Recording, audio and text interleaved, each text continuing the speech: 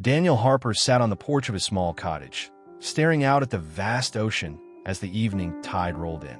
The sky was painted in hues of orange and pink, a sight he had witnessed countless times but never truly tired of.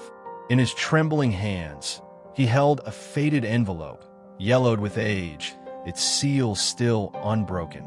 It had been sitting in his drawer for years, a ghost from his past, whispering a name he had not dared to utter in decades. Eleanor.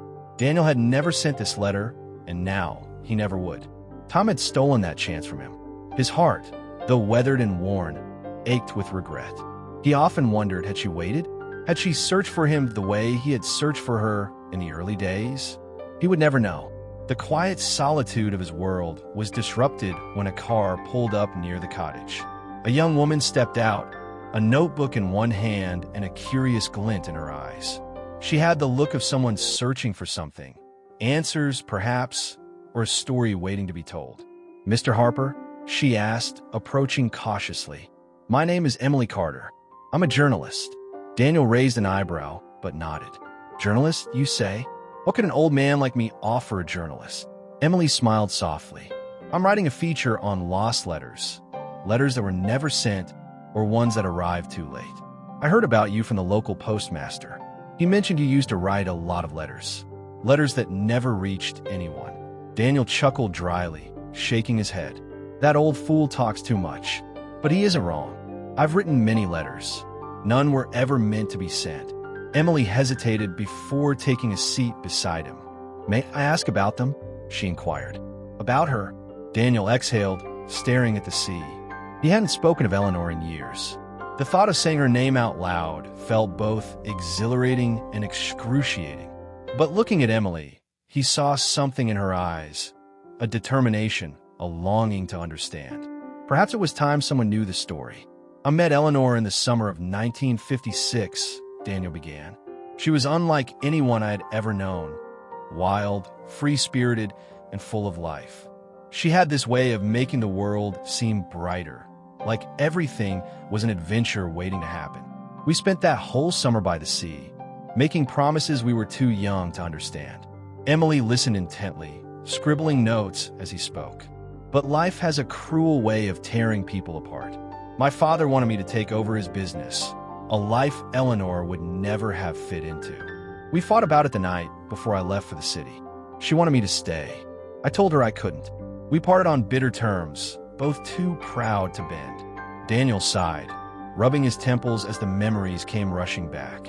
"I wrote to her, every week for 2 years. But she never wrote back. Eventually, I convinced myself she had moved on. So I did too. Or at least I tried." Emily frowned. "You never saw her again?" Daniel shook his head. "No, not until years later.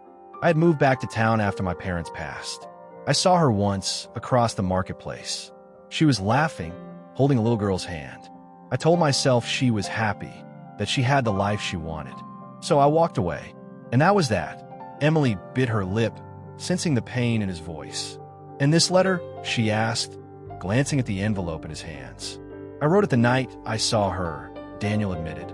"I wanted to tell her that I had never stopped loving her, that I was sorry, but I couldn't bring myself to give it to her. What if she had moved on? What if I was just a memory to her? I decided it was better not to know." Emily sat in silence, letting the weight of his words settle.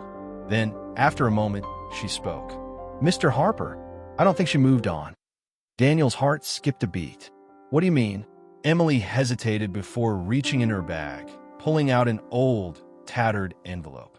"While researching for my article, I came across something.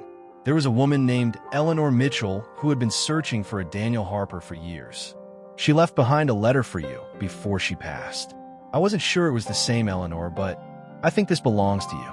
Daniel's hands trembled as he took the envelope from her. His name was scrawled across it in handwriting he would have recognized anywhere.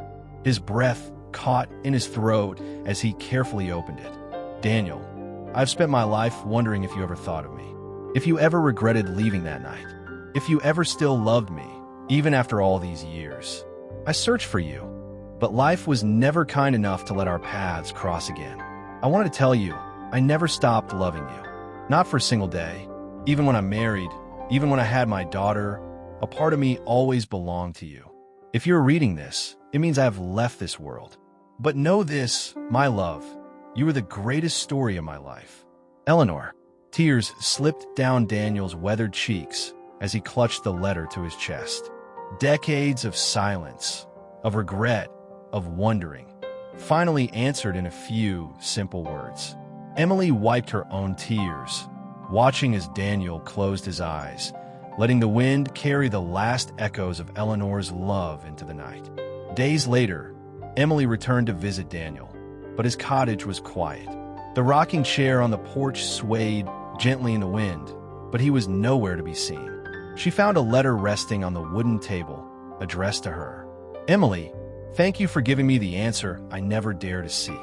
Because of you, I am at peace. I'm going to see Eleanor now, in whatever world exists beyond this one. But before I go, know this, you have a gift. Keep searching for stories. Keep bringing lost voices to life. You gave me my ending. I hope you find yours. Daniel. Emily pressed the letter to her heart, standing by the shore where the waves whispered secrets only the ocean knew.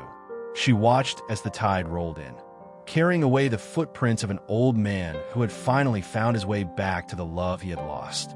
And with that, the last letter was finally written,